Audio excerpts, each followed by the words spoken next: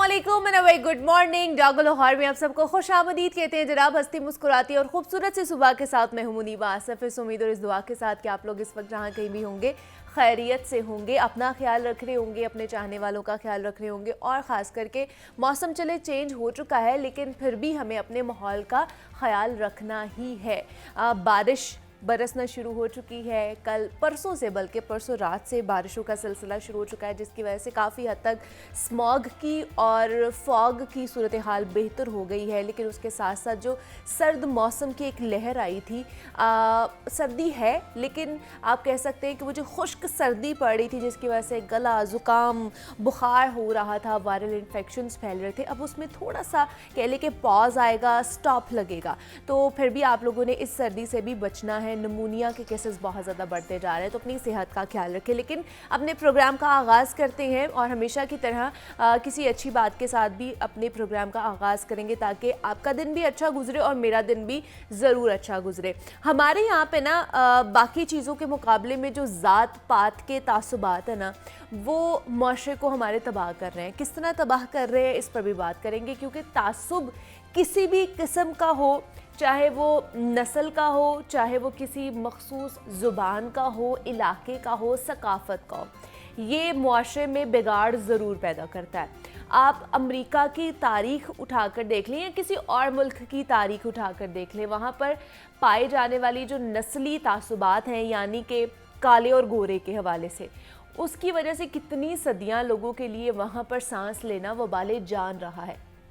बिल्कुल इसी तरह अगर पाकिस्तान का रुख कर लिया जाए तो पाकिस्तानी अवाम भी मुख्तलिफ़ किस्म के तासुबात से परेशान हाल है। इस वक्त भी, जिस वक्त हमें कहा जाता है कि हम 21वीं सदी में हैं, जहाँ पर बहुत ही कह लें कि अवेयरनेस है, बहुत से लोग तालीम याफ्ता हैं, लेकिन फिर भी हमें कहीं ना कहीं इस तरह की ज़ात पात के हवाले से तासुबात का शिकार होना पड़ता है।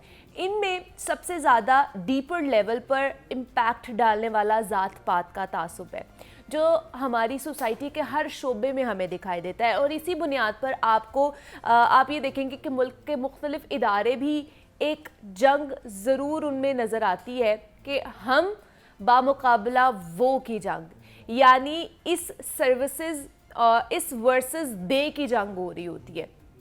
हमारी ज़ात का हो और वो हमें अपना अपना सा लगता है, और जो हमारी ज़ात का नहीं होता है उसके साथ हमारा अपनायत का जो पहलू है ना, वो ढूंढने से भी नहीं मिलता है। और यही वजह है कि इदारों में मेरिट जो है ना, वो कहीं उसकी कमी हमें नज़र आती है। और समाज में ज़ात पात के अंदर शादी ब्याह करने के मसाइल भी अब हमें और भी ज़्यादा नज़र आ रहे हैं। पहले भी ये बहुत ज़्यादा होता था कि जनाब हमने अपनी ज़ात से बाहर निकल के अपने बेटे या अपनी बेटी की शादी ही नहीं करनी, और सिर्फ इस एक वजह से कितने रिश्ते ख़राब होते हैं, कितनी ज़िंदगियाँ तबाह होती हैं, हम इस सोच में नहीं जाते हैं। और ये जो तासुबाना सोच है ना और रवैया है, हमारे अंदर एक ख़ास किस्म की तंग नज़री का बायस बनता है, जो हमें एक दायरे से बाहर सोचने की इजाज़त ही नहीं देता है। लेकिन सोचने वाली बात यह है कि हमारे अंदर ये रवैया इतना नॉर्मलाइज्ड कैसे हो चुका है। अगर इस सारी सूरत हाल का बगौर जायज़ा लिया जाए तो हमें इसके पीछे एक बहुत बड़ा फैक्टर देखने को मिलता है कि ये वो है कि हम सियासी एतबार से ख़ुद इस रवैये, इस जज्बे को एम्पावर करते हैं। इलेक्शंस के दिन चल रहे हैं, इलेक्शंस के दिनों में सियासतदान घर घर जाकर ज़ात पात और बरादरी के नाम पर वोट लेते हैं। आप ये ज़रूर नोटिस कीजिएगा। और हम इस सोच पर उन्हें वोट भी देते हैं, और ये सोच कर कि ये आदमी हमारे जैसा है, हमारी ज़ात का है, हमारी बरादरी का है, सोचे बगैर हम उन्हें वोट दे देते हैं। तो अगर आप ये करें कि क्या आपको ये कबूल है कि किसी और ज़ात का अफसर है वो जो आपके पास आए और आपसे वोट मांगने की कोशिश करे, आप लोग कहते हैं कि नहीं जनाब ये जितना मर्ज़ी अच्छा हो जाए लेकिन ये हमारी ज़ात का नहीं है, हम इसको वोट नहीं दे सकते हैं। हम अपना जो हक़ ख़ुद इरादियत होता है, हमारा जो हक़ है कि हमने किसको अपनी मुल्क पे मुसल्लत करना है, हमने किसकी हुकूमत बनानी है, हम उसमें भी ज़ात पात बरादरी को लेकर आते हैं। और हम नहीं सोचते हैं कि कोई डिज़र्विंग पर्सन होना चाहिए जिसको हम आगे लेकर जाएं, अपना जो हमारा एक कह लें कि मेरिट पर जो आता है हम उसको आगे लेकर जाएं। ज़ात पात की चीज़ों में से हम निकल आएँ।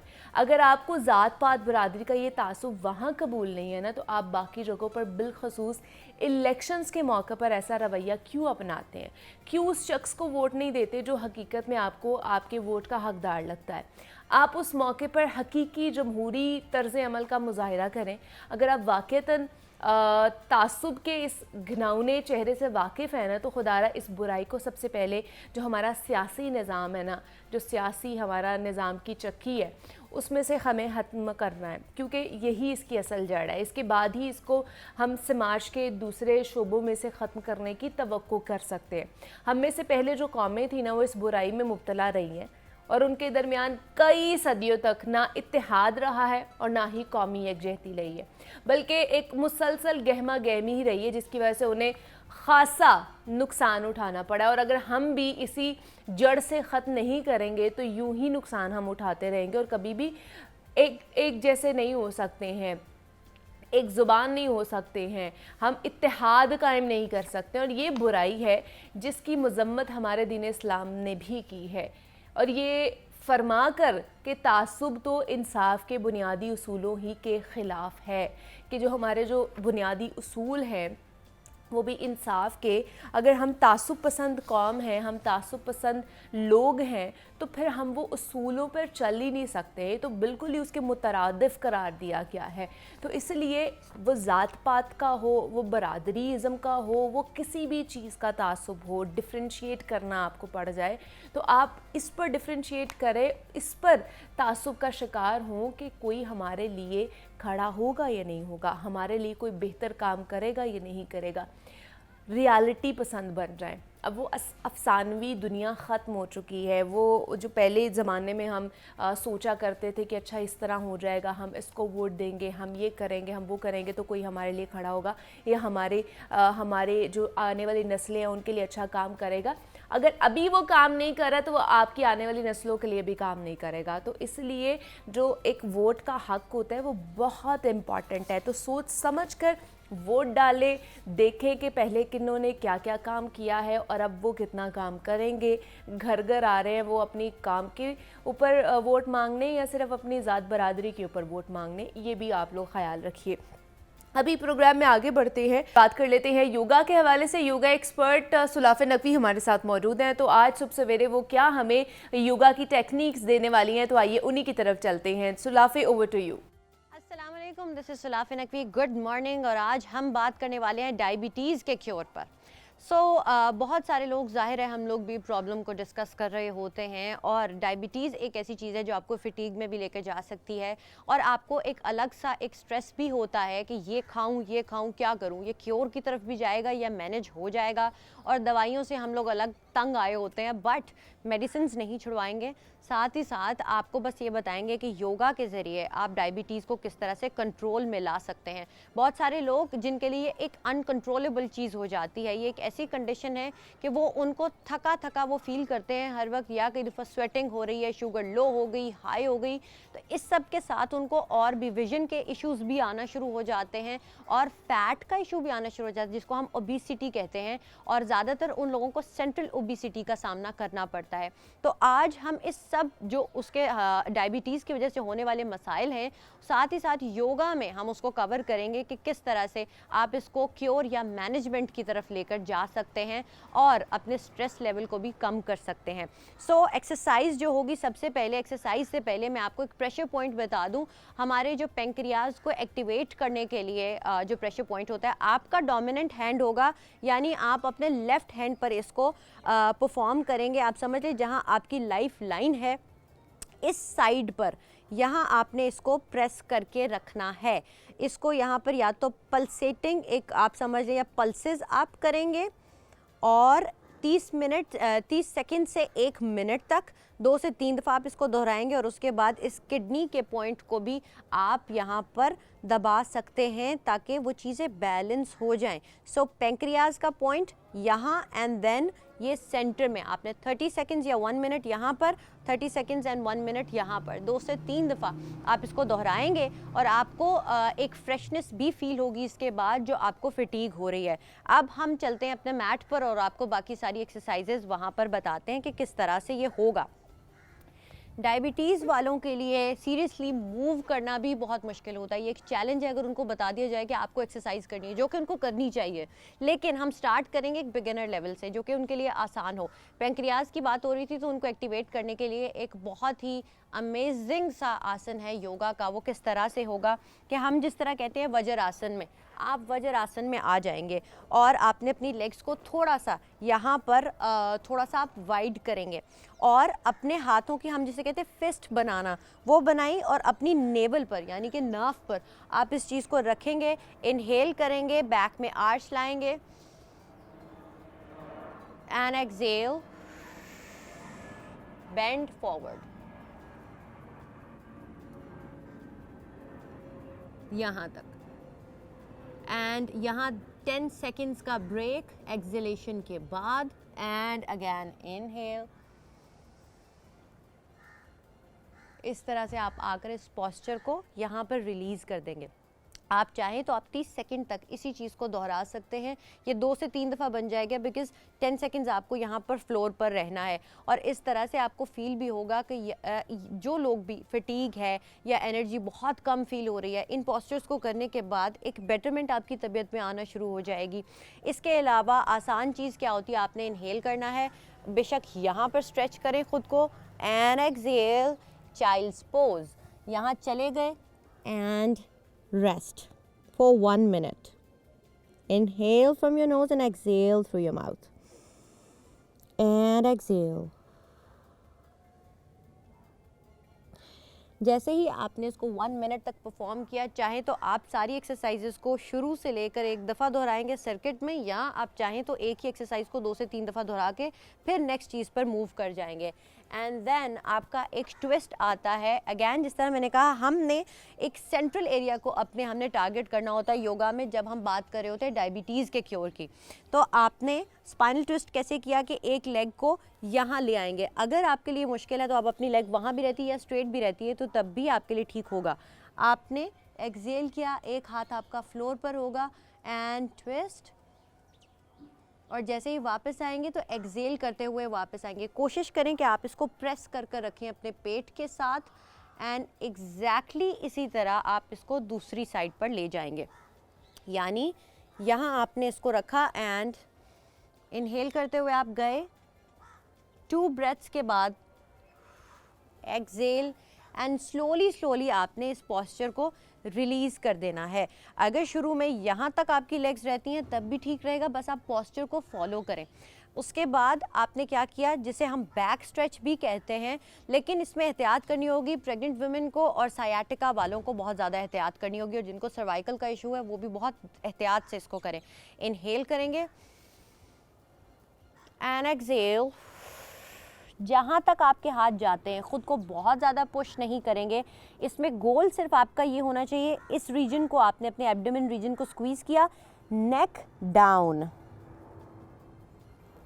इस पोस्चर को आपने आराम से यहाँ रिलीज़ करना है, और जैसे ही अगर आपको कोई डिस्कम्फर्ट फील हो रहा है तो तब आप इसको बहुत कम आगे जाएंगे या वहीं पर इसको रिलीज़ कर देंगे। अगर आप पोस्चर के अंदर थे और आपको कोई बैक में पेन शुरू हो गया या कोई स्टैबिंग पेन फील हो रहा है तो आप उसी टाइम पर इसको रिलीज़ कर देंगे। अगर किसी को आर्थराइटिस या जॉइंट का कोई पेन का इशू है तो आप इस एरिया को या तो थोड़ा सा उठा कर रखेंगे या यहाँ पर कोई कुशन रख लें अपने कंफर्ट के लिए, तो आपको फील होगा कि आप ये पोस्चर इजीली कर पा रहे हैं। या सबसे आसान चीज़, वो लोग जो बिल्कुल ही इसको परफॉर्म नहीं कर पा रहे, आपने अपनी लेग्स को यहाँ रखा, हाथों को पीछे लॉक किया, इनहेल एक्सहेल, सिंपल, यहाँ पर, या अपने हाथों को यहाँ ले आए and exhale, inhale, lock and exhale. इस तरह आप इसको परफॉर्म करेंगे 30 सेकंड से 1 मिनट तक। आप महसूस करेंगे कि जैसे ही आप इसको परफॉर्म कर रहे थे तो जो आपकी मेंटल स्टेट पहले थी वो बेहतर होना शुरू हो गई है। और हमेशा मैं कहती हूँ जब भी कोई एक्सरसाइज या कोई भी रूटीन पर आप आते हैं तो आप उसको पहले नोटिस करें कि उसको करने से पहले आपके जो मेंटल स्टेट थी वो क्या थी, और हमेशा अपने आप को एफर्मेशन जो भी पॉजिटिव होती है उसका ज़रूर आप अपनी लाइफ में उसको शामिल करें। सबसे आसान एफर्मेशन जो हमेशा मैंने आपको बताई है वो यही होती है कि every day in every way I am getting better and better, I am at peace, I am happy, I am beautiful, I am confident. होता ये है कि अक्सर जब भी हम बीमार होते हैं हम उस टाइम पर थोड़े से अनग्रेटफुल हो जाते हैं बिकॉज एक डिस्कम्फर्ट हो रहा है, बट अपने आप से कहें I am healthy, I am blessed, ताकि लफ्ज़ जो हैं वो मैनिफेस्टेशन की तरफ जाएं और पॉजिटिविटी आपके इर्द गिर्द हो। सो ये बीमारी आपको कुछ सिखाने के लिए आई है, बस आप रिलैक्स रहें, इसको होस्ट करें आराम से, और आप इसके क्योर और मैनेजमेंट की तरफ जा सकते हैं योगा करके एंड खुश रह के। सबसे ज़्यादा इंपॉर्टेंट है आपकी हैप्पीनेस। एंड आई होप कि जो भी लोग जागो लाहौर के हमारे व्यूअर्स इसको देख रहे थे और अगर खुदा न खास्ता आप इस मसले से गुजर भी रहे हैं तो आप इन चीज़ों को परफॉर्म करेंगे तो अपना फीडबैक भी आप हमें दे सकते हैं क्योंकि हमें उसका इंतज़ार रहता है। सो अभी तक के लिए इतना ही। सुलाफ़ नकवी को दीजिए इजाज़त। अल्लाह हाफ़िज़। सुलाफ़ नकवी हमारे साथ मौजूद थी और आज उन्होंने योगा करना सिखाया है उन लोगों के लिए जो डायबिटिक लोग हैं, जिन्हें शुगर है, तो वो इजीली ये योगा करके घर पे परफॉर्म करके इजीली वो अपनी शुगर को कंट्रोल कर सकते हैं। डाइट मॉडिफिकेशन के हवाले से भी बहुत लाजमी है कि आपने किस तरह अपनी शुगर को कंट्रोल करना है, और डाइट के साथ साथ आप थोड़ी सी एक्टिविटी भी अपनी डेली रूटीन में इन्वॉल्व करें। हल्का सा योगा ही आप लोग कर लेते हैं, जिस तरह अभी उन्होंने बताया, इतना कोई हैवी टेक्निक्स नहीं है, बड़ी सिंपल टेक्निक्स है जिनको आप इजीली परफॉर्म घर पर ही कर सकते हैं। तो आज के लिए सुलाफ़े आपका बहुत शुक्रिया। यहाँ पे एक छोटी सी ब्रेक लेते हैं, मिलते हैं इस ब्रेक के बाद।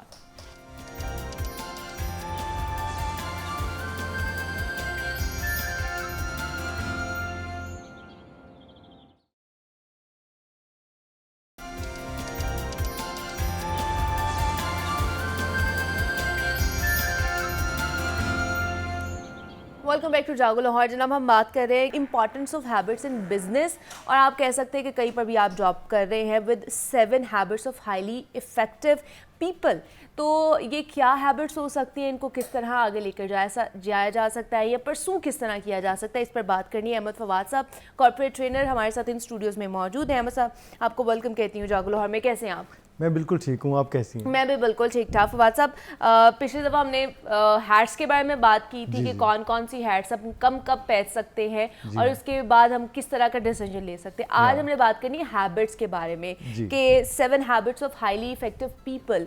ये बुक भी है और बहुत से लोग इसको पढ़ के अपने अंदर थोड़ी सी चेंजिंग्स भी महसूस करते हैं। तो आज हम उन्हीं को थोड़ा सम अप करके अपने ऑडियंस को बताएंगे कि ये है क्या, हैबिट्स किस तरह डेवलप कर सकते हैं। तो पहली हैबिट है बी प्रोएक्टिव।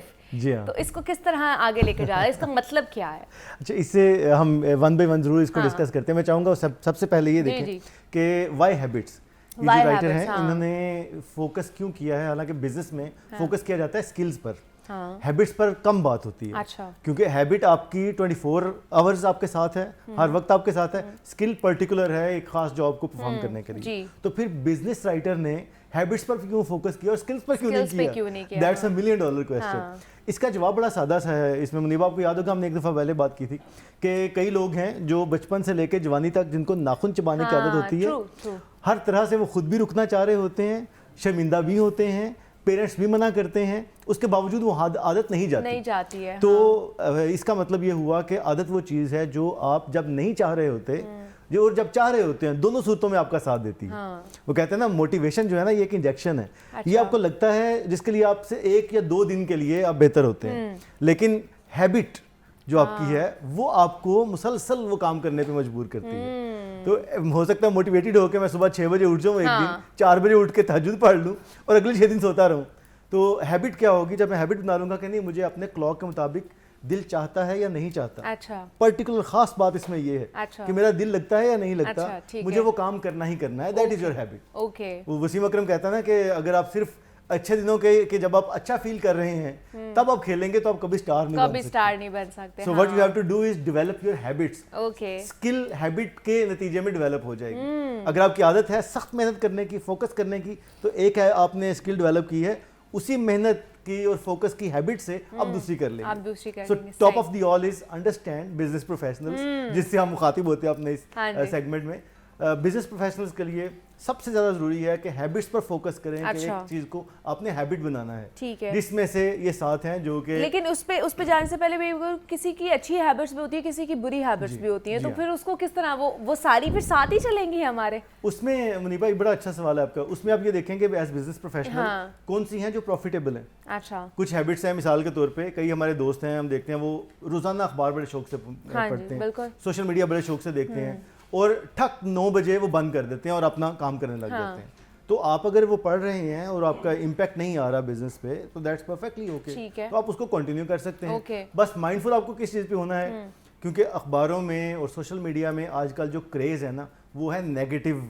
थॉट्स। मुसलसल आपको, मुझे तो कभी कभी लगता है कि गॉड फॉरबिड शायद ये कोई एजेंडा है या क्या है, कि आप नौजवानों को जो सोशल मीडिया पे मुसलसल उनको फीड कर रहे हैं, मुल्क के हालात खराब हो गए, बर्बादी फैल गई, पाकिस्तान कुछ में पॉजिटिव नहीं है ना, कुछ नहीं कोई है। पॉजिटिव एस्पेक्ट ही नहीं Exactly. दिखा रहे हम। तो आप उसके लिए फिर कोशिश करें कि जो 9 बजे से पहले का आपने टाइम रखा हुआ है, हाँ। उसमें कोई अच्छी बात कर लें, अच्छा। जोक सुना लें, बातें कर लें, कोई अल्लाह ताला का जिक्र कर लें, कुछ ऐसा कर लें। तो अगर आपको लगता है बिजनेस की, जैसे हम बात कर रहे हैं, कि वो हैबिट प्रॉफिटेबल है, यानी आपके जहन को सुकून देती है, ठीक है। और आपको काम पे आमादा करती है, फिर उसको कंटिन्यू करें। अच्छा। जो प्रॉफिटेबल नहीं है, यानी नेगेटिव थॉट्स की आपको आदत है सोशल मीडिया के जरिए लेने की, और आप अंदाजा नहीं कर पा रहे कि ये कितना नुकसानदेह है, तो फिर उस पर फोकस करें और उसको आपको छोड़ना पड़ेगा। फिर उसको छोड़ना जी। पड़ेगा और इसको एवेल्युएट खुद ही करेंगे आप। जी, एंड इट टेक्स, कहते हैं कि 21 दिन लगते हैं एक हैबिट को खत्म करके दूसरे को दूसरी स्विच हैबिट करने में, में। या अगर आपने हैबिट बनानी भी है तब भी 21 दिन लगेंगे, और खत्म भी करनी है तब भी 21 दिन ही आपको वो चाहिए। तो सबसे पहले हैबिट है बी प्रोएक्टिव। जी, तो इसका बिल्कुल। क्या मतलब है?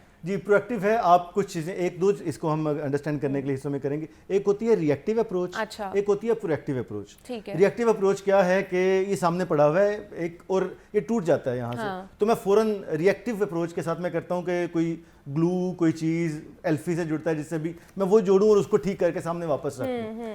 ये है नुकसान हो जाने के बाद मैंने इसको अच्छा। इस तरह से करेक्ट किया कि अब ये पड़ा हुआ है, लेकिन इसमें गड़बड़ रह गई है, अच्छा, ठीक कुछ है। प्रॉब्लम रह गया है।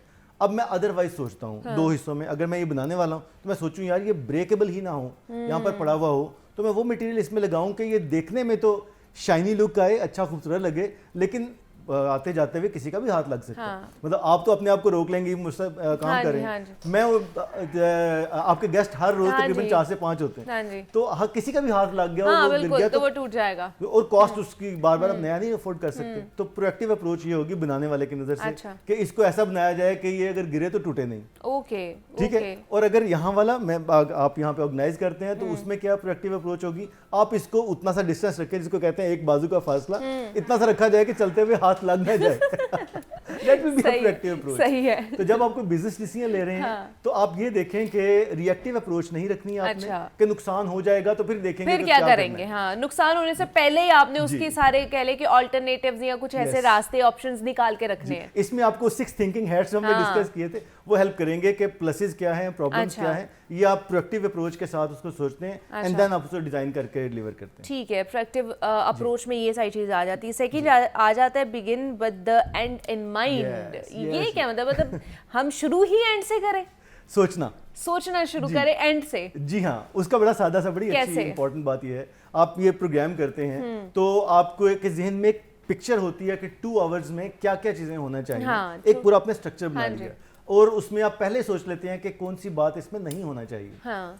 और अगर कोई गड़बड़ होती है तो उसको हम फिल कैसे हाँ करेंगे। जी। ऐसे ही है ना। हाँ जी। इसी तरह से ही जैसे प्रोएक्टिव वाली पहली बात है, पहली हैबिट है, ये उसके साथ जुड़ी हुई है। अच्छा। जुड़ी क्यों हुई है? आपने, अगर आप राइटर हैं फर्ज करें, तो आपके जहन में एक पंच लाइन होती है कि मैंने ये कहानी कहाँ खत्म करनी है। अच्छा। आप स्टोरी टेलर हैं, हाँ। तो आप एक कहानी आहिस्ता आहिस्ता एस्टेब्लिश करते हैं। बल्कि आई रिकमेंड अशफाक अहमद साहब को आप देखें, पुराना प्रोग्राम जाविया था, बड़ा सुपर जी, हाँ। उनको देखें तो बड़ी अच्छी कहानी डेवलप करते थे। वो बताते हैं कि जी मैं एक दफ़ा गया और जाके मैंने एक क्लॉक चेक करवाया, हाँ। उसमें बड़ा मसला था, वो बंदे ने उसमें चेक किया, उसने जाके झाड़ पूंछ की, सफाई की, तो उसके बाद उसने चलाया तो वो चल गया। हाँ। इसका मतलब है कि आपको अपना अंदर भी ऐसे ही साफ रखना हाँ, चाहिए। हाँ, क्या बात, अब दैट्स अ पंच लाइन। क्या बात। सही स्टोरी एक उन्होंने डेवलप हाँ। की, क्लॉक की और उसमें से पंच लाइन बताई कि पंच लाइन ये। निकाली। हाँ आपका क्या ख्याल है कि इशफाक अहमद साहब ने उस वक्त सोचा होगा कि पंच लाइन नहीं, रखनी है? बिल्कुल नहीं। ये पहले सोचा हाँ होगा। पहले सोचा होगा। बिल्कुल ऐसे ही जब आप अपना एक प्रोडक्ट डिजाइन करते हैं या अपना एक बिजनेस प्लान बनाते हैं या जॉब के बारे में आप करते हैं, तो आप ये ज़हन में रखते हैं कि मैं ये डायलॉग करूंगा, बॉस के साथ ये बात करूंगा, तो इसका नतीजा क्या निकलेगा? अच्छा क्या मुझे ये बात उनके सामने कहने के साथ मेरा काम उल्टा खराब तो नहीं हो जाएगा? कई बार होता है ना, हम अपने बॉस के सामने आइडियाज देते हैं और वो कहते हैं यार क्या आप बात लेके आए, आपने मेरा वक्त जाया किया। वो सही कह रहे होते हैं क्योंकि आपने उस आइडिया पर और बॉस की अंडरस्टैंडिंग पर काम नहीं किया। अच्छा, हो सकता है आइडिया पर काम किया और आपने ये नहीं देखा बॉस कि की अंडरस्टैंडिंग पे नहीं किया उनको मैं कैसे समझा पाऊंगा 2 से 3 अर्ली जो सेल्स पिच की हम बात करते हैं 30 सेकंड के अंदर, तो उस पर आप होमवर्क नहीं किया। तो begin this and in mind, आप ये ध्यान में रखें कि आउटपुट क्या होगी और उस पर फिर आप स्टार्ट से अपना काम करना शुरू करें। So this has to be a structured business habit. ठीक है, उसके बाद तीसरी आ जाती है पुट फर्स्ट थिंग्स फर्स्ट। जी एग्जैक्टली इस पे मुझे याद आ गई, एक है ईट दैट फ्रॉग, एक बुक है। अच्छा, वो भी इसके साथ रेलेवेंट है, बड़ी मजे की। Okay. हम कभी वक्त मिला तो वो भी डिस्कस करेंगे। जो आपने ये जहन में रखना है ना कि क्या चीज़ आपकी स्ट्रक्चर में कहाँ कहाँ पर आती है।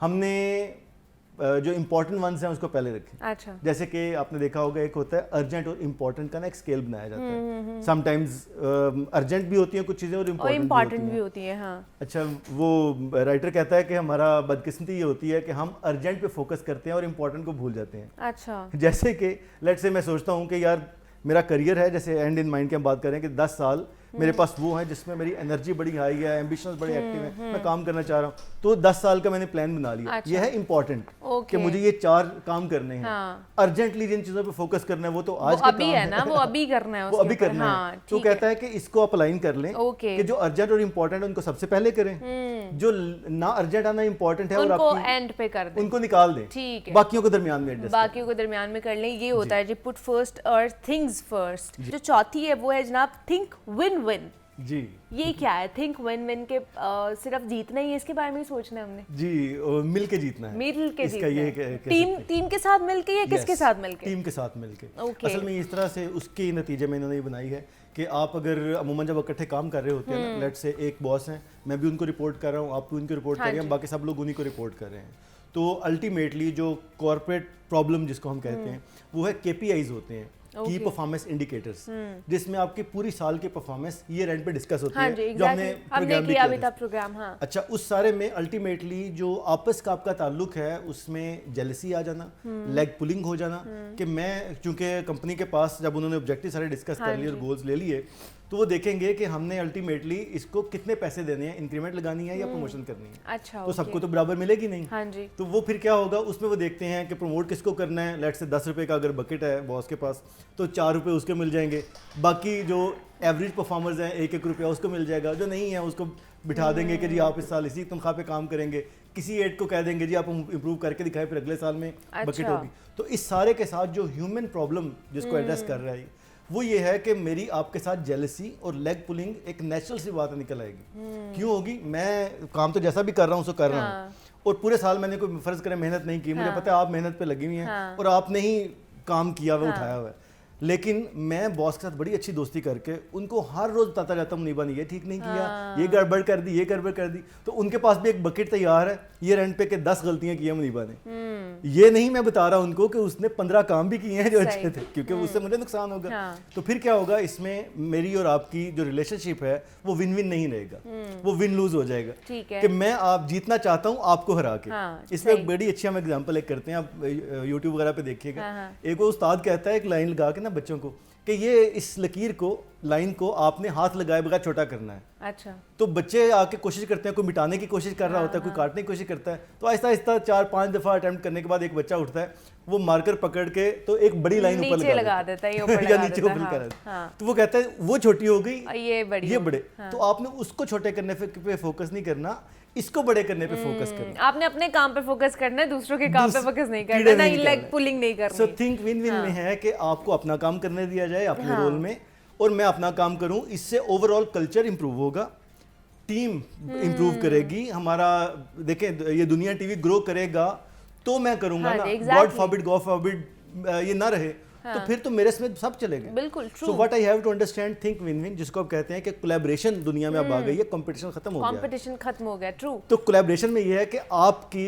परफॉर्मेंस अच्छी करने में भी मैं रोल प्ले करूं और अपनी भी अच्छी करूं और आप भी ऐसे ही करें, तो एक ऐसा हमारा बॉन्ड क्रिएट होगा जिससे हम सब विन करेंगे। तो थिंक विन विन, बजाय इसके कि दूसरे को नुकसान पहुंचा के फायदे की कोशिश करें, आप कोशिश करें कि उसको भी फायदा हो और मुझे भी फायदा हो। मुझे लगता है फवाद साहब इस हैबिट में लोगों को थोड़ा सा ना टेंशन होती होगी कि हम किस तरह करें, क्योंकि हमारे अंदर कहीं ना कहीं वो नेचुरल एक जेलसी का फैक्टर आ जाता है। हम चाहे कॉर्पोरेट सेक्टर में काम कर रहे हो, चाहे किसी और सेक्टर में भी काम कर रहे हो, कहीं ना कहीं ये चीज एलिमेंट है हमारे अंदर, इनबिल्ट है और बहुत ज्यादा हो जाती है। जी, आपने बड़े अच्छे लफ्ज इस्तेमाल किए, इनबिल्ट है, हमारे जो इमोशंस का उसमें ये मौजूद है। तो आपने फिर उसको हैबिट बनानी है कि उसको आप सुला दें और इसको ग्रो करवाएं कि थिंक विन विन, आप दूसरे के भी लिए फायदा सोचें और अपने लिए भी फायदा सोचें। मतलब मैं ना ये सोचती हूँ कि आपका ना किसी और के साथ मुकाबला नहीं होना चाहिए, आपका अपने साथ मुकाबला होना चाहिए। आपने बड़ी अच्छी बात की है इसमें मुनीबा, मैं अक्सर कोट करता हूँ, आप एक ऐसी यूनिक प्रोडक्ट अल्लाह ताला ने भेजी है इस दुनिया में जो ना पहले आई है ना आइंदा आएगी, तो ना एग्जिस्टिंग में है। एक ही माँ की औलाद 6, 7, 10 बच्चे भी हैं, डिफरेंट है, बिल्कुल ट्रू। तो अपने आप को अंडरस्टैंड करने की कोशिश करें, यू आर डिफरेंट। वो कहते हैं ना, people are different, they are not difficult. Difficult नहीं है, डिफरेंट है। तो आप इस यूनिकनेस को इस्तेमाल करें, बजाय इसके कि मैं सारी एनर्जी इस पे लगा दूं कि आपको छोटा करना चाहिए। एग्जैक्टली, आप दूसरों के मुकाबले में अपने आप को भूल जाते हैं, तो आप अपने आप के साथ मुकाबला करें कि मैंने कल क्या किया है और आज मैंने उससे बेहतर क्या करना है। एग्जैक्टली, आप ये मुकाबला करें। और अगर मैं आपकी परफॉर्मेंस में वैल्यू ऐड करूंगा, किसी एक टिप से इंप्रूव होगी, तो मेरा और आपका ताल्लुक, प्रोफेशनल ताल्लुक, वो बेहतर होगा। हम एक दूसरे से नजरें नहीं बचाते, नजरें नहीं बचाएंगे। थिंक विन विन, ताकि आप सब ग्रो कर सके, सब ग्रो कर सकते, बिल्कुल ऐसे ही है। अच्छा जी, 5वीं जो हमारी हैबिट है वो है seek first to understand then to be understood. जी जी जी जी ये बड़ी इसी के साथ कनेक्टेड है, इससे हम बात कर रहे हैं। सबसे पहले आप सिचुएशन को, जैसे मैंने बात की थी ना कि बिजनेस आइडिया, जब आप या अपने बॉस को कोई आइडिया पिच करते हैं, तो आप कहते हैं कि इनको मेरी बात की समझ नहीं आ रही। या अपने किसी दोस्त के, अब हम रूटीन में बोलते हैं, यार मैं ये नहीं कह रहा था, मैं ये बात नहीं कह रहा, ये तुम कुछ और समझे हो, मैं कुछ और कह रहा था। एग्जैक्टली, तुम गलत समझे हो। तो प्रॉब्लम तुम में नहीं है, मुझ में है। कम्युनिकेशन का बुनियादी उसूल ये है कि जो मैं कह रहा हूँ, मुझे आपके अंडरस्टैंडिंग लेवल के मुताबिक बात करनी है। ये कई दफा हम देखते हैं, लोग बड़ी ख्याव बोल के किसी जगह पर और उन मुश्किल लफ्ज बोलकर और बड़े सेटिस्फाइड होकर बैठ जाते हैं कि मैंने ऐसी बात किया कि अगले को समझ नहीं आई। भाई दैट्स नॉनसेंस। ये आपकी तालाकी है। वो कोई प्राउड नहीं होने वाला मोमेंट होता, वो आपके लिए ही कह ले कि शर्मिंदगी का बायस है कि आपकी बात किसी को समझ ही नहीं आई। बिल्कुल, जापानीज कहावत है कि अगर आप कोई आइडिया, कोई कितना भी बड़ा और दुनिया के हैरान कर देने वाला है, वो अगर आप 6 साल के बच्चे को नहीं समझा सकते, तो फिर आपको खुद भी समझ नहीं आया। आपको समझ नहीं आया। so, अगर आप कहते हैं मैंने ऐसी बात की कि उसको समझ नहीं आई, भाई आपको समझ नहीं आई, इसलिए आप समझा भी नहीं पाए। सो आप सबसे पहले, हम जैसे बिजनेस आइडियाज की उसकी बात करें, तो सबसे पहले आपको ये समझना है कि ऑर्गेनाइजेशन का कल्चर क्या है, आपके बॉस किस चीज को वैल्यू करते हैं, कहाँ पर कंपनी का ओवरऑल फोकस है। हमारे आइडियाज अमूमन इसलिए फेल हो जाते हैं, बिजनेस आइडियाज, कि हम ये सोचते हैं कि यार मेरा ख्याल ये है कि इससे ये फायदा होगा। वो बॉस से बात करते हैं, पता चलता है यार उसकी प्रायोरिटी वो नहीं है। हो सकता है मैं कहूँ यार इसकी ये 3 चीजें रखी हुई हैं, इसको 10 कर दे, देखें कितना अच्छा लगेगा, यहाँ तक ट्रिकल डाउन इफेक्ट आएगा, आप ये करेंगे। This could be my creativity. Boss का सारा ऑब्जेक्टिव है रेवेन्यू को 1.5 गुना 2 गुना करना, जो होना चाहिए, जिसकी वजह से काम चलेगा, इसकी वजह से एक्सपेंस आएगा, तो नहीं चलेगा। और एक्सपेंस आएगा इससे। तो उसकी जुबान में बात करना, उसके अंदाज से, इस तरह से कि आप उसको बात समझा सकें। तो पहले बिजनेस में जरूरी है आप ये कोशिश करें कि आप अंडरस्टैंड करें circumstances and the people and the situation, और फिर कहें, इस बात की ख्वाहिश का इजहार करें कि यार अब मुझे भी आप अंडरस्टैंड करें। क्योंकि मुझे याद आ गया कि जब यूनिवर्सिटी में जाते थे ना, वहाँ पे हमारे एक सर थे, वो ये कहते थे कि हमने जो टीचर्स होते हैं ना, वो अपने लेवल पे बच्चों को नहीं पढ़ाते हैं, वो बच्चों के लेवल पर उतर के बच्चों को पढ़ाते हैं, तब समझ आती है उन्हें। एग्जैक्टली, बिल्कुल ऐसा ही है। तो बिजनेस आइडिया का भी ऐसा ही है। ये सारी फील्ड में यही आता है। फिर आप उस लेवल पर उतर के उनको समझाएंगे तो उनको समझ आएगी। एक पढ़ा लिखा बंदा, एक अगर खुदा ना खास्ता कोई थोड़ा पढ़ा लिखा बंदा है, वो अपने तौर पर अगर उसको समझाएगा, अपने माइंड के हिसाब से समझाएगा, तो उसको कभी भी नहीं समझ आएगी जब तक वो एक इजी वे निकालेगा नहीं, इजी लैंग्वेज के साथ उसको नहीं समझाएगा। एग्जैक्टली, बिल्कुल ऐसा ही है। तो आपको सबसे पहले खुद अंडरस्टैंड करना है सिचुएशन को, फिर ये ख्वाहिश का इजहार करें कि यार अब मुझे भी कोई समझ ले। तो ये आखिरी प्रायोरिटी है। हमारा रिवर्स होता है अमूमन, तो इसलिए ये वाली जो इनकी हैबिट है, ये डेवलप करना शुरू करें। सिचुएशन को अंडरस्टैंड करें, लोगों को अंडरस्टैंड करें, उसके मुताबिक अपने आइडिया पिच करें, फिर आप कहें कि यार अब मुझे कोई इस बात को समझे जो मैं कर रहा हूँ। तो फिर लोग समझकर आपसे पूछेंगे भी कि ये इस चीज को किस तरह लेकर चलना है। जी बिल्कुल, बिल्कुल ऐसा ही है। ठीक है, उसके बाद जो 6th हैबिट है हमारी वो है सिनर्जीज। हाँ, ये देखें, ये वही बात आ गई, सिनर्जी है टीम वर्क। अच्छा, टीम आपने वर्क जो है। जैसे हमने पहले बात ठीक की है। ना, इसमें आपने जो टीम थिंक अप विन करके विन में जैसे साना, था, ठीक है। Understand your roles. इसमें मैं अमूमन एग्जांपल देता हूँ, हम अमूमन देखने वाले भी क्रिकेट बड़े शौक से देखते हैं। हाँ जी। स्पोर्ट्स 11 लोग हैं, हाँ देखने में सब इंसान हैं। एग्जैक्टली सही है? और उनकी टीम अप देखे कैसे होती है। यस, हाँ। और उनकी देखें आप, ये मैं वो अक्सर क्वेश्चन करता हूँ, आज भी करता हूँ। हाँ। अब बाबर आजम को कहें कि 15 रन रह गए हैं, हाँ। अब ये बॉल करें और ये 15 रन रोके, वो 3 गेंदों पे मैच हार के आ जाएगा। हाँ। तो आप उसको कंप्लेंट करेंगे कि तुमने क्यों 18 रन खा लिए, ये 3 छक्के क्यों खा लिए? आप नहीं कह सकते, नहीं कह क्योंकि वो सकते। बैट्समैन है, हाँ और बैटिंग में भी वो टॉप ऑर्डर का बैट्समैन जी। है। 5वें 6ठे नंबर पे आप उसको फेल करेंगे। सही है। बिल्कुल ऐसे ही जो टीम के मेंबर्स हैं आपके सारे, हाँ जी। उनकी आपको रोल को अंडरस्टैंड करना है Exactly. और उसके साथ मिलना है, मिल के काम करना है। इसीलिए मैंने ये किया भी, इसलिए कि मैं इसके यहाँ से जोड़ने की कोशिश करूंगा, तो ये उंगली कभी नहीं तो ये जुड़ेगी, उंगली कभी नहीं जुड़ेगी, ये यूं हाँ, जुड़ेगी, सही। ऐसे ही मुक्का भी ऐसे बनेगा। तो आपको एज टीम सिनर्जी के साथ काम करना है। जैसे सिम्फनीज होती है ना, हाँ जी, म्यूजिक होता हाँ है, जी, हाँ जी। उसकी सारी चीजें एक खास तरतीब से हाँ, चलती हैं, बिल्कुल। वो एक दूसरे को ओवरलैप नहीं करती ना, डिस्टर्ब कर रही True. होती। तो बिल्कुल ऐसे ही एक टीम बनती है। टीम में लोगों का एक रोल होता है जो ओवरलैप नहीं होता। ओके। उसकी इंपॉर्टेंस को समझना जरूरी है कि मेरा रोल कितना इंपॉर्टेंट है मेरे ठीक काम करने का, और जितना मेरा इंपॉर्टेंट है उतना आपका भी आपका भी इंपॉर्टेंट है। इम्पोर्टेंट है। ट्रू। मैं आपकी जगह पे उठ के बैठ तो जाऊंगा, वो कहते हैं ना, बड़ी मजे की बात, अब्बू अक्सर कहते थे कि वो गार्ड है ना, बैंक में थे ना, हाँ। कहते हैं गार्ड देखता है सारा दिन के मैनेजर साहब सारा दिन बैठ के साइन ही करते जाते हैं और कुछ नहीं करते। हाँ। तो वो कहते हैं क्या करे, एक दिन आके गन पे कहे कि साइड पे हो, मैं कर लेता हूँ साइन, तो वो पढ़ के दिखाए कौन से डॉक्यूमेंट पे साइन करने हैं या नहीं करने। करने के नहीं सो करने। वो True, इम्पोर्टेंट है। सो true। देखने में कई काम लग रहे होते हैं कि यार ये बड़े आसान हैं, बड़े मेरे लिए हाँ, कोई मुश्किल बिल्कुल, नहीं है। बिल्कुल आप ऐसे ही। करके देखते हैं तो अंदाजा होता है। हाँ। सो अंडरस्टैंड देयर आप रोल। किसी के शूज में जाते हैं तो आपको पता चलता है कि वो Yes. शूज किस तरह के हैं। बिल्कुल, तो उसको कॉम्प्लीमेंट करें, एज टीम सिनर्जी डेवलप करें और मिलकर आगे बढ़ने के लिए आप तैयार होंगे। ये हैबिट डेवलप करनी पड़ेगी। टीम अप करने की जरूरत Team है। करनी, ये है yes. कि दूसरों को अंडरस्टैंड करके फिर अपने आप को समझाने की जरूरत है। शार्पन द सॉ, या ये क्या है? ये बड़ी ये वो सुनने तो में नहीं है कि अपने दांत तेज कर ले। हाँ, आखिर में ये करते टीम को बहुत अच्छा चलाया, उसके बाद दांत तेज कर ले। Good one. अच्छा, इसका उसका ये कहना है कि 2-3 हवाले से वो कहता है कि आप एक काम करते हैं ना, प्रोसेस को डेवलप करते हैं, अच्छा। कोई काम करते हैं तो काम करने के बाद उस पर रिलाई करके ना बैठ जाए कि जो मैंने डिजाइन कर लिया ये बेहतरीन है, उससे बेहतर नहीं हो सकता। ओके। ये अमूमन हम इसको एक टर्म यूज करते हैं, ग्रुप थिंक। ये कहा जाता है कि नासा ने ना कई साल पहले एक अपना जब फ्लाई करवाया, चांद की तरफ भेजने की कोशिश अच्छा। की एक रॉकेट, तो वो फट गया ऊपर जाते। ओहो। तो पता चला फिर उन्होंने इन्वेस्टिगेशन की। इन्वेस्टिगेशन में पता चला कि जी ये इसलिए हो गया था कि जो ये स्किल्ड लोग थे सारे के सारे, इनसे जब कोई बात करने की कोशिश करता तो ये कहते थे कि तुमसे ज्यादा हम जानते हैं, क्योंकि हम प्रोफेशनल्स हैं, हम नासा में काम कर रहे हैं, यू नो, ये वाला एक आपने। तो वो कहता है कि नुकसान ये हुआ कि कुछ लोग कह रहे थे कि जो अपर लेयर आप डाल रहे हैं ये जैसे ही इस एनवायरनमेंट से निकल के ऊपर ऊपर जाएगी तो वो फट जाएगी। तो रिएक्ट करेगा और आग लग जाएगी। ओके। और वही हुआ, वही विद हुआ। फ्यू सेकंड्स वो फट गई। हाँ। सब लोग मर गए उसमें से। सही। तो बताना ये चाह रहा हूँ कि अमूमन हम इसका शिकार हो जाते हैं कि जो मैंने बात कह दी है वो ही सही यही है। सही है। तो वो processes पत्थर के पे बारे- लकीर पत्थर है। पे लकीर है, या प्रोसेसेस के बारे हाँ में। जी। तो आपने जो प्रोसेस डिजाइन किया, जो काम किया, उस पर बार बार लुक आफ्टर करते रहें, उसको देखते रहें कि ये ठीक है या नहीं ठीक, और उसको इंप्रूव करते चले जाएं। सही। शार्पन द सॉ ये सही है है। कि उसको साथ साथ इंप्रूव करते रहें कि आप जब मारते हैं, सॉ मारते हैं किसी कुल्हाड़ी को, तो उसको जब तक आप साफ नहीं करेंगे, जी जी, ट्रू। अप्लाई नहीं करेंगे तो चलेगा नहीं। सो आप अपने साथ भी स्किल अपनी ऐसी डेवलप करते हैं। तो लास्टली आप इसको किस तरह कंक्लूड करेंगे, इन तमाम तर चीज़ों को, सिचुएशन को? नंबर 1, अपनी हैबिट्स पर फोकस Okay. करें, स्किल आपकी डेवलप हो जाएगी। है। नंबर 2, ये 7 हैबिट्स जो हैं, इस पर ये आपकी सेल्फ डेवलपमेंट की हैं। अब किसी भी जगह पे, किसी भी फील्ड में और किसी भी ज़माने में होंगे, आप इनको फॉलो करके टॉप पे जा सकते हैं। ठीक है। तो आई वुड रिकमेंड ये बुक जरूर पढ़ें, Okay. और पढ़ने के बाद कोशिश करें कि एक एक हैबिट को एक एक करके आप इंप्रूव जरूर करें। डेवलप करने की कोशिश करें। और आप किसी भी फील्ड से ताल्लुक रखते हैं ना, ये जो बुक है 7 habits of highly effective people, ये आपको बहुत ज़्यादा फ़ायदा पहुंचाएगी, हेल्पफुल आपके लिए होगी, तो आप इसको ज़रूर पढ़िएगा।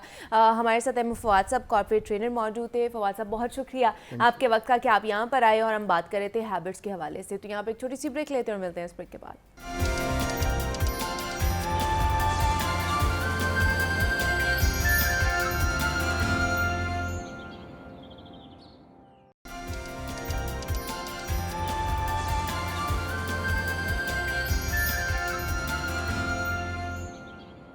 वेलकम बैक टू जागो लाहौर। जनाब, अब कुछ बात कर लेते हैं हमारी सेहत के हवाले से, क्योंकि हम अगर फिट रहेंगे तभी खूबसूरत भी नज़र आएंगे और साथ ही साथ जनाब अपनी ज़िंदगी भी खूबसूरत तरीके से जी सकते हैं, गुजार सकते हैं। तो आज हमने बात करनी है कि जनाब जिन लड़कियों की ख़ास तौर पर शादी होने वाली है वो अपने आप को किस तरह परफेक्टली फ़िट रख सकती हैं, क्या क्या योगा टेक्निक्स वो कर सकती हैं, किस तरह की एक्सरसाइज कर सकते हैं। क्योंकि शादी से पहले तो लड़के हो या फिर लड़कियाँ हों जनाब बहुत ही परफेक्ट नज़र आ रहे होते हैं, फिट भी नज़र आ रहे होते हैं, जिम जाते हैं, डाइट कर रहे होते हैं कि जनाब हमारा जो शादी का जोड़ा है तो हम उसमें बहुत ही खूबसूरत नज़र आए। लेकिन जैसे ही शादी ख़त्म होती है, दावतें खाई जाती हैं, अच्छे खासे खाबे उड़ाए जाते हैं और उसके बाद दोबारा से हम लोग अपनी फ़िटनेस का ख्याल नहीं रखते हैं, तो जो कह लें कि जो शादी में इतने भारी भरकम जो कपड़े बने हुए होते हैं ना, वो फिर एक साल बाद बिल्कुल भी नहीं पूरे आते और फिर हमें टेंशन होना शुरू हो जाती है कि हमने तो इतने महंगे कपड़े बनवाए थे, अब हम क्या करें, हमारा तो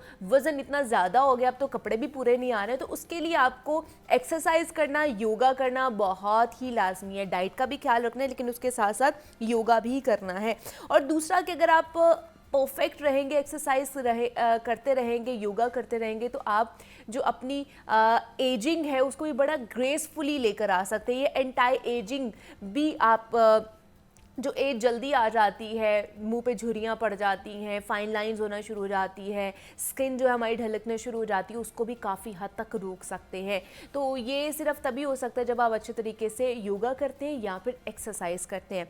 तो हमारे साथ fitness expert, yoga expert Humaira Khan इन स्टूडियोज़ में मौजूद हैं, जो पिछले काफ़ी सालों से ख़वातीन को खूबसूरत से खूबसूरत तर बनाती जा रही हैं। तो आज हम उनसे जनाब टिप्स लेंगे। हुमैरा, आपको वेलकम कहती हूँ जागो लाहौर में। कैसी हैं आप? Thank you so much. आप कैसी हैं नदिया? मैं भी बिल्कुल ठीक ठाक। हुमैरा, सबसे पहले तो बताइए कि किस तरह हम अपनी जो असल उम्र है उसको छुपा के कम उम्री का कह लें कि मतलब फिटनेस के थ्रू हम लोग किस तरह जवान रह सकते हैं?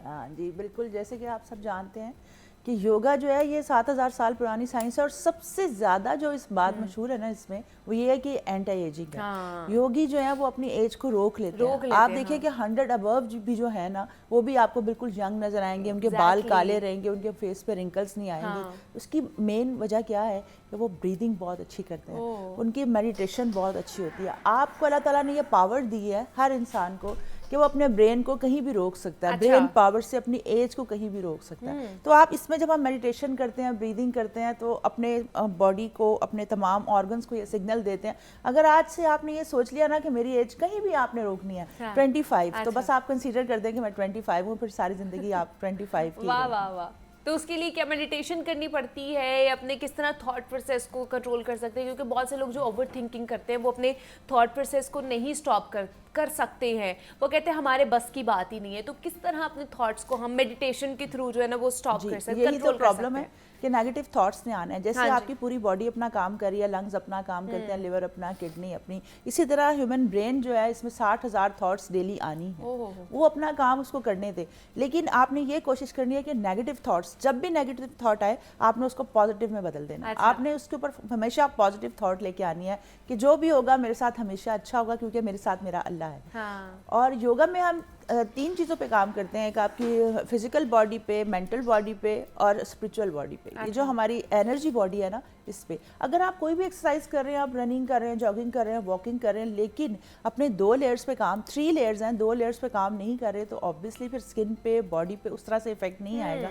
अब जिम में आप क्या करते हैं, आप जाते हैं और मशीन्स पे खड़े हो जाते हैं, लेकिन आपका ब्रेन, आपका माइंड, अक्सर आपने देखा होगा खवातीन को कि वो बातें कर रही हैं, अगर साइकिलिंग कर रही हैं या ट्रेडमिल कर रही हैं या फोन पे बात कर रही हैं, लेकिन आपकी माइंड पावर्स बहुत ज़रूरी है। योगा में हम माइंड पावर्स को यूज़ करते हैं, हम माइंड को साथ एंगेज करते हैं, ब्रेन को साथ एंगेज करते हैं, तो इसीलिए फिर उसका इतना अच्छा इफेक्ट आता है। आप बिलीव करें कि जो भी खवातीन मेरे पास आती हैं, जब 1 हफ्ता पहले योगा करना, मैं कहती हूँ आपने अपनी एक पिक्चर लेनी है। अच्छा, आप एक पिक्चर ले लें, आप यकीन करें कि जब वो बेचारी डाइट कर करके और जिम कर करके स्किन इतनी सैगी हुई होती है, इतनी रिंकल्स, फेस इतना बिल्कुल डल होता है।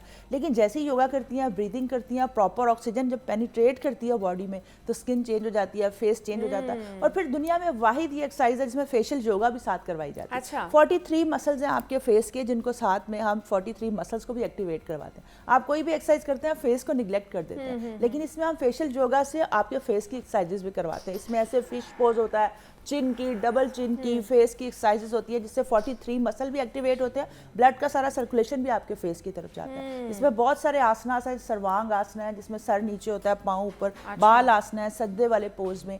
जिन लोगों की, जैसे अभी आपने बात की कि जिनकी लड़कियों की शादी होने वाली है, तो वो याद रखें कि वो अभी से अपने सजदे लंबे कर दें। अच्छा। 5-5 मिनट का सजदा करें, जितना फेस पे उनके ब्लड आएगा उनका उतना फेस ग्लो करेगा। और दूसरा, अगर वो लोग सर्वांग आसना नहीं कर सकते क्योंकि वो जरा प्रैक्टिस की जरूरत है, तो सिर्फ अपने पाँव को दीवार के साथ लगा के पाँव ऊपर सर नीचे आपका। अच्छा। हाँ जी, लेग्स ऑन द वॉल, उससे भी अगर 5-5 10-10 मिनट करेंगी तो सारा ब्लड का फ्लो जो है वो आपके ब्रेन की तरफ, आपके फेस की तरफ, एंटी एजिंग भी है। जो लोग ये डेली करेंगे तो उनकी फेस पे एज कभी भी नहीं आएगी। इसलिए कि वो ब्लड का फ्लो जब उनके फेस की तरफ रहेगा तो उनका फेस बहुत ग्लो भी करेगा और यंग भी रहेगा। क्या बात है, ये उन्होंने एक सीक्रेट बता दी है मेरे ख्याल से हुमैरा ने आज हमें कि हमने किस तरह अपनी फ्रेशनेस लेकर आनी है अपनी फेस के ऊपर।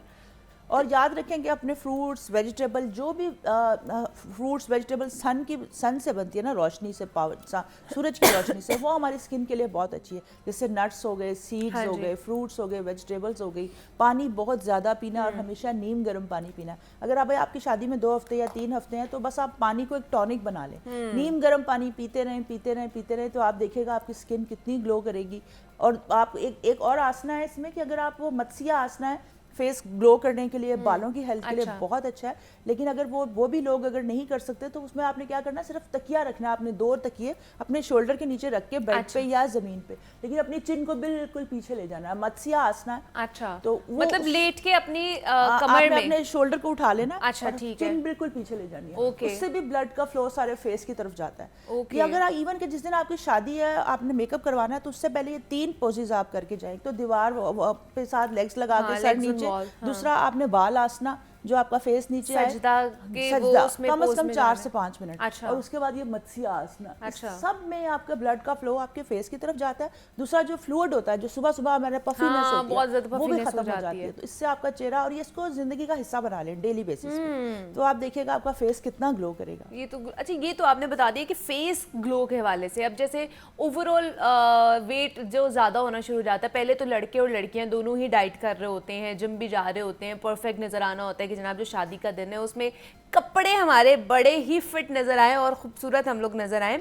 तो हम उन लड़कियों के बारे में बात कर रहे हैं जनाब जिन्होंने शादी से पहले डाइट की है, एक्सरसाइज की है। लड़के भी जो एक्सरसाइज करने के लिए जिम चले जाते हैं शादियों से पहले कि शेरवानी अच्छी नज़र आए, लड़की कहती है जनाब हमने लहंगा पहना हो तो हम खूबसूरत नज़र आए। लेकिन शादी के बाद दावतें इतनी होती हैं कि वेट गेन हो जाता है और वो जो कपड़े बने हुए होते हैं इतने हैवी वो नहीं पहने जाते। तो तब फिर हमें क्या करना चाहिए, क्या नहीं करना चाहिए, इस पर भी बात कर लेते हैं। हुमैरा हमारे साथ मौजूद है। हुमैरा, क्या करें कि शादी के बाद अब दावतें भी तो खानी ही है, तो उस पर क्या कर सकते हैं? अगर किसी के घर आके खाना नहीं खाएंगे तो बुरा मान जाएंगे, तो फिर हमें क्या करना चाहिए वेट को कंट्रोल करने के लिए? सबसे अच्छा ये तरीका, खाना खाने से पहले आप 2 गिलास नीम गर्म पानी पी लें।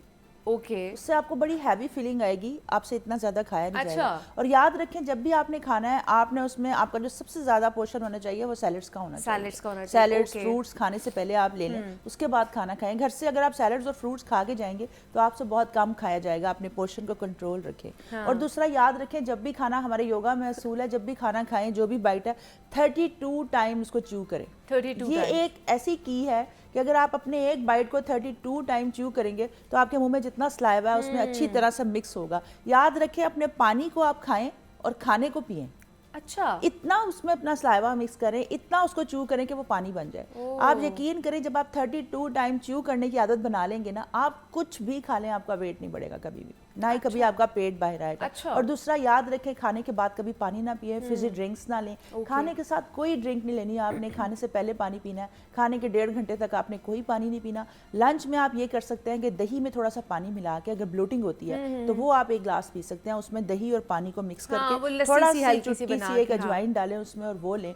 खाने के साथ कभी भी फिजी ड्रिंक्स, ठंडा पानी कभी ना लें। अगर आप चाहते हैं आपकी स्किन हमेशा यंग रहे, आप हमेशा खूबसूरत रहें, जवान रहें, तो नीम गर्म पानी पिएं और खाने से से पहले, खाने के 1.5 घंटे बाद पानी नहीं पीना, आपका पेट कभी बाहर नहीं आएगा। ओके, मतलब ना खाने के दरमियान पीना है और ना खाने के बाद। खाने के दरमियान में भी अगर लेना है तो मैंने जैसे आपको बताया है कि दही मिक्स करके दोपहर के खाने में, लेकिन दही हमेशा जब ही लेते हैं जब सूरज हो, जब सूरज चला गया तो दही खाना जो है बहुत नुकसानदेह। शाम के वक्त दही नहीं, शाम के वक्त नहीं खाना चाहिए, बिल्कुल नहीं खाना चाहिए। खाने से सूरज चला गया तो ना ही आपके फ्रूट्स उस तरह से आपकी बॉडी पे इफेक्ट लेके आते हैं, और ना ही दही जो है सिर्फ सुबह के औकात में खाना चाहिए।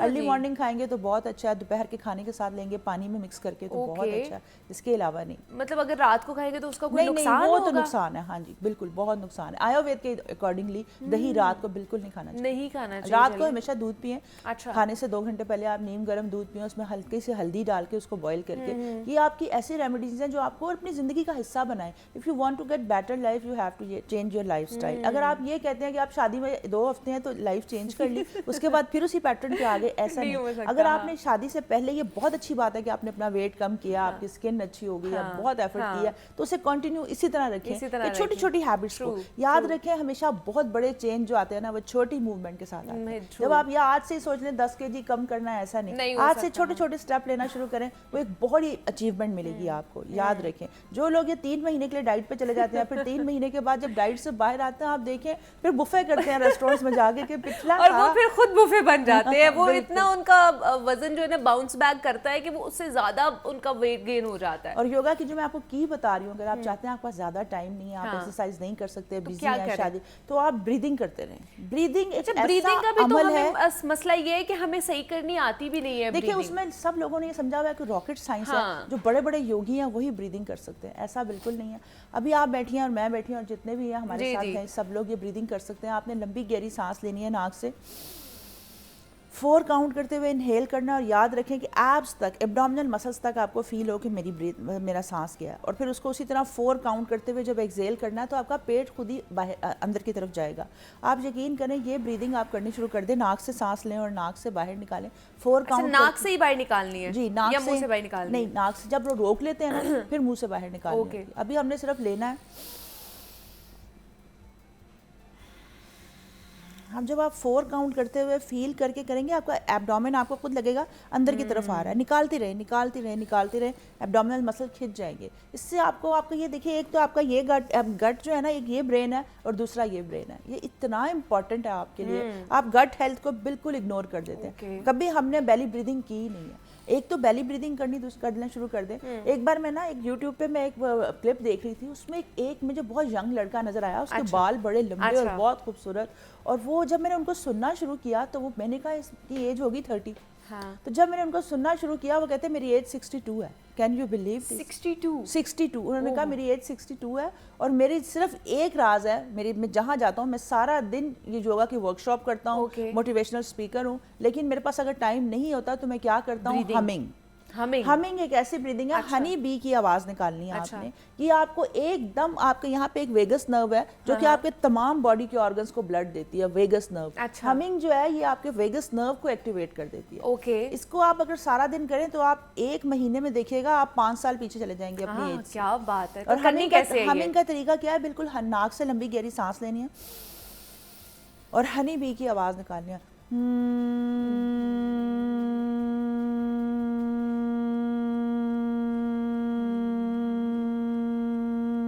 जितना इसको लंबा करेंगे, अच्छा, सांस रोक कर ही आपने वो आवाज सूदिंग इफेक्ट है। आप देखें जब बच्चे सो रहे होते हैं ना, गहरी नींद में चले जाते हैं, वो भी ये करते हैं। और जानवर भी जब सोते हैं वो भी यही आवाज निकालते हैं। अल्लाह ताला की तरफ से एक सूदिंग इफेक्ट है, ऐसी वाइब्रेशंस हमारी बॉडी में बनती है जो बहुत ज्यादा रिलैक्स, और ये किसी भी वक्त और किसी भी टाइम कर सकते हैं। ये हमिंग तो आप किसी भी वक्त कर सकते हैं, दिन में आप सारा दिन 3-3 मिनट भी। मैंने तो हमेशा अपने क्लाइंट्स को ये बताती हूँ कि आप कहते हैं मैम ब्रीदिंग करना याद नहीं रहता, तो हर नमाज के बाद ब्रीदिंग करें। जब नमाज की आपने जहाँ नमाज पे बैठे होते हैं ना, 3 मिनट ब्रीदिंग कर लें। एक पहले वो वाली 4 काउंट करके इनहेल किया और 4 काउंट करके एक्सहेल किया, डीप ब्रीदिंग। उसके बाद नाक से लंबी गहरी 3-12-6 लंबी गहरी सांस लेनी है 3 काउंट करते हुए। 12 काउंट करते हुए अपना सांस रोक लेना। 12 से स्टार्ट करना, आहिस्ता आहिस्ता जब बढ़ाते जाएंगे। सांस रोकने की तो साइंस ही बहुत, उस पर भी एक प्रोग्राम पूरा हो सकता है कि सांस रोकने के लिए तो मुझे कम से कम आधा घंटा चाहिए उसके बेनिफिट्स बताने के लिए। सांस रोकने के लिए आपकी सांस रोकने के भी कितने फायदे, बहुत ज्यादा बेनिफिट्स हैं। जितना आपकी बॉडी में ऑक्सीजन होता है ना, ब्लड होता है, वो सारा ब्रेन की तरफ एकदम चला जाता है। तो आपने 3 काउंट करते हुए इनहेल करना है, 12 काउंट करते हुए सांस रोकना है और 6 काउंट करते हुए, जब रोक लिया फिर मुंह से निकालना है, माउथ से एक्सेल कर देना, 6 काउंट करते हुए। और याद रखिए अभी तो हम शो कर रहे हैं, सोफे पे बैठे हैं, हाँ। जब आपने ब्रीदिंग करनी है कोशिश करें तो नीचे कि बैठना पाँव है, आप ज़मीन नीचे पे। बैठ जाएं या फिर अपने पाँव अर्थ के साथ टच करके अच्छा, रखें, ठीक क्योंकि है। अर्थ से कनेक्टेड होना बहुत हाँ। ज़रूरी है, ठीक है। नेचर से कनेक्टेड होना बहुत जरूरी है। आप एक प्रोग्राम सिर्फ हम जो नेक्स्ट करेंगे वो सिर्फ नहीं, ब्रीदिंग next सिर्फ पे, हम breathing पे ही मैं करेंगे। सिर्फ आपको बताऊंगी कि सांस रोकने से आपको कितने फायदे हैं, क्या कितनी बात है। एंटी एजिंग है सांस रोकना, क्योंकि जितना पूरी बॉडी को ऑक्सीजन चाहिए उसका 20% आपके ब्रेन को चाहिए होता है, और जितना आपकी पूरी बॉडी को ग्लूकोज चाहिए उसका 25% आपके ब्रेन को चाहिए होता है। तो जैसे ही आप सांस रोकते हैं आपका पूरे ब्लड में जितना ऑक्सीजन होता है आपके ब्रेन की तरफ चला जाता है, हाँ। और उससे आपका जब ब्रेन एक्टिव हो जाता है ना तो फिर आपके सारे ऑर्गन्स बिल्कुल परफेक्टली काम कर रहे होते करते हैं। हैं, चलिए ये बिल्कुल। फिर हम नेक्स्ट जो हमारा सेगमेंट होगा हुमायरा के साथ, उसमें सिर्फ हम ब्रीदिंग टेक्निक्स जानने की कोशिश करेंगे, उसके क्या क्या फ़ायदे हो सकते हैं उस पर हम बात करेंगे। लेकिन आज हमने बात की है जिनकी शादियां होने वाली हैं वो किस तरह अपने आप को फिट रख सकती हैं, अपने चेहरे की ग्लो के लिए किस तरह के योगा कर सकती है, किस तरह के आसन कर सकती हैं, उस पर हमने बात की है। और बड़े ही ईजी चीज़ें हैं, ब्रीदिंग एक्सरसाइज भी हमने आपको बताई है, हुमैरा ने आपको बताई, हमिंग किस तरह कर सकते हैं वो भी आप तक हमने पहुँचाई है। तो हुमैरा खान हमारे साथ मौजूद ही फिटनेस एक्सपर्ट है। हुमैरा बहुत शुक्रिया आपके वक्त का कि आप यहाँ पर Thank आई, you इतनी so अच्छी much, बहुत हमें शुक्रिया टिप्स आप देकर जा रही हैं। तो जनाब ये तो थी कुछ फिटनेस के हवाले से कि किस तरह आपने फिट रहना है, लेकिन अभी प्रोग्राम में आगे बढ़ते हैं और कुछ इलेक्शन के हवाले से बात कर लेते हैं कि जनाब इलेक्शन में थोड़े ही दिन बाकी रह चुके हैं, आम इंतखाबात हैं और किस तरह की गहमा गहमी चल रही है, किस तरह की प्रिपरेशन चल रही है हर इलाके में। तो हमने आपको कल दिखाया था जनाब शहबाज शरीफ का हल्का 1, 2, 3, उससे पहले हमने आपको नवाज शरीफ का हल्का दिखाया था, वहाँ की क्या सूरत हाल है, लोग किसको वोट देने जाने रहे हैं। आज हम आपको बताएंगे मरीम नवाज़ के हल्के के बारे में, NA 119, और कि वहाँ की क्या सूरत हाल है, लोगों का क्या फीडबैक है, किसको वोट दिया जाएगा वहाँ से। आइए वहाँ की सूरत हाल गुलशेर से जान लेते हैं। तो गुलशेर, ओवर टू यू।